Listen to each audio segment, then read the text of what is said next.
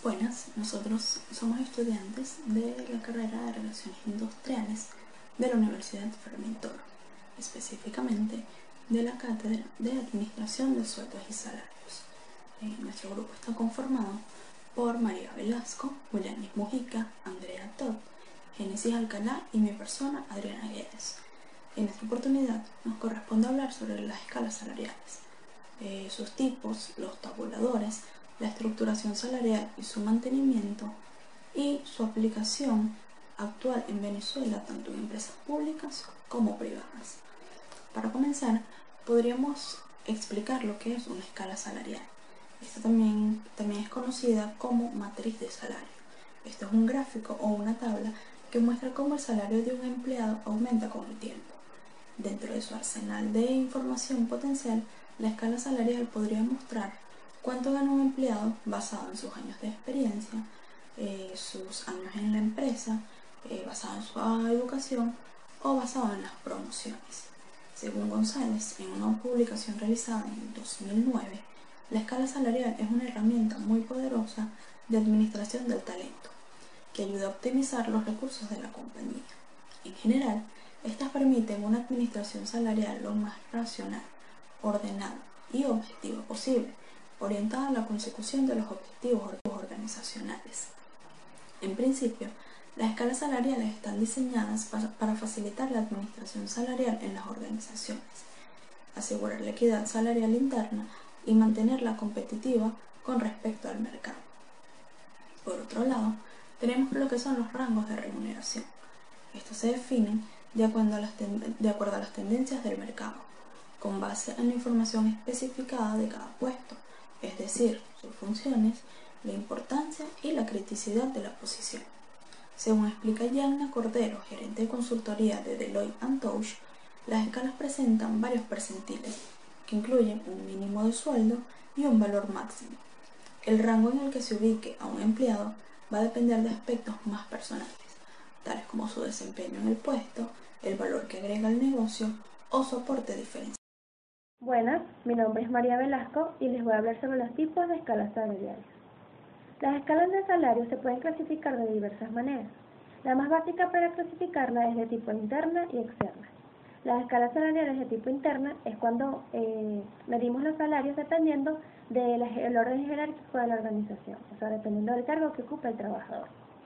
De forma externa es cuando comparamos los salarios con otras organizaciones que realizan la misma actividad. O sea, yo comparo los salarios que se le otorga a cada cargo con otras organizaciones.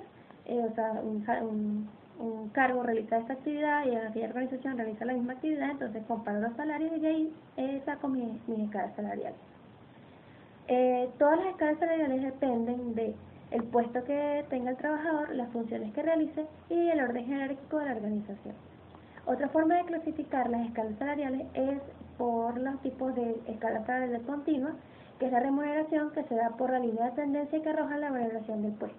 O sea, cada cargo tiene una remuneración dependiendo del nivel de exigencia que tenga el mismo cargo. Además, se pueden clasificar las escalas salariales por categoría, donde los tabuladores son agrupados por categorías como lo dice su nombre, y se miden por procedimientos estadísticos con intervalos de mínimo y máximo. Dependen del cargo que ocupa, el desempeño del trabajador y el nivel académico que posee el mismo. Además, existen las escalas salariales de función rectilínea, que pueden ser de tres tipos: las tasas continuas, las tasas fijas y las tasas múltiples. Y por último tenemos las escalas salariales de función curvilínea, que es cuando existen ajustes que se dan con progresividad a las tasas salariales, dividiendo los niveles de salario en obreros, empleados y los técnicos. Las escalas salariales se clasifican de diversas maneras, pero siempre dependen del cargo que ocupa el trabajador y del nivel académico que posee el mismo. Gracias. La estructuración y mantenimiento. La estructura salarial también es llamada la estructura de remuneración directa. Esta refleja la distribución de los salarios según sea el nivel de importancia de los puestos de trabajo que tenga cada persona.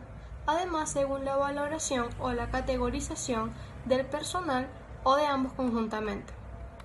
Sea cual fuese el criterio de análisis, la estructura salarial va a permitir registrar o también establecer, según sea el caso, aspectos tales como cuáles son o han de ser los salarios de los niveles menores, intermedios y superiores de este ámbito analizado.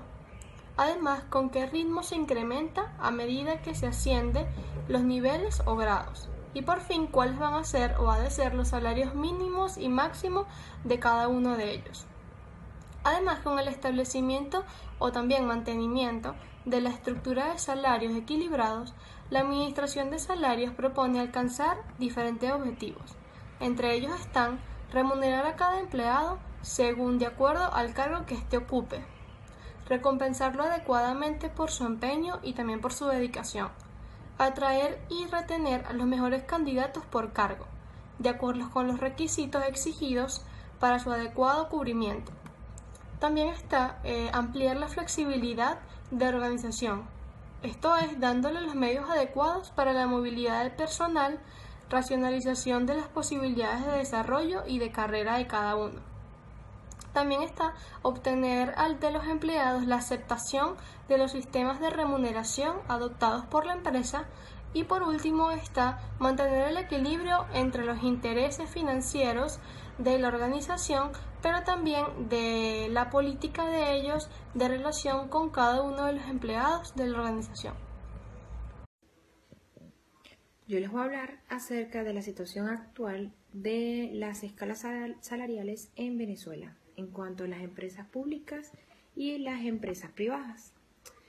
Debemos comenzar diciendo que las escalas salariales demuestran una vez más la base para estructurar los salarios dentro de las organizaciones. Las mismas dependen de los grupos o características que presentan los trabajadores. A través del índice de remuneración a los asalariados, es decir, la IRE, se mide la evolución que existe la evolución de los precios que existe al factor de trabajo que realiza el personal asalariado en el sector formal en cuanto a nivel de las actividades económicas públicas y las del gobierno. Es importante destacar que este índice lo determina el Banco Central de Venezuela. Al comparar el sector privado con el sector público, se puede decir que es un poco paradójico, puesto que la remuneración del salario del sector privado se encuentra muy por debajo de la inflación, es decir, los precios son altos y han aumentado de manera progresiva y de manera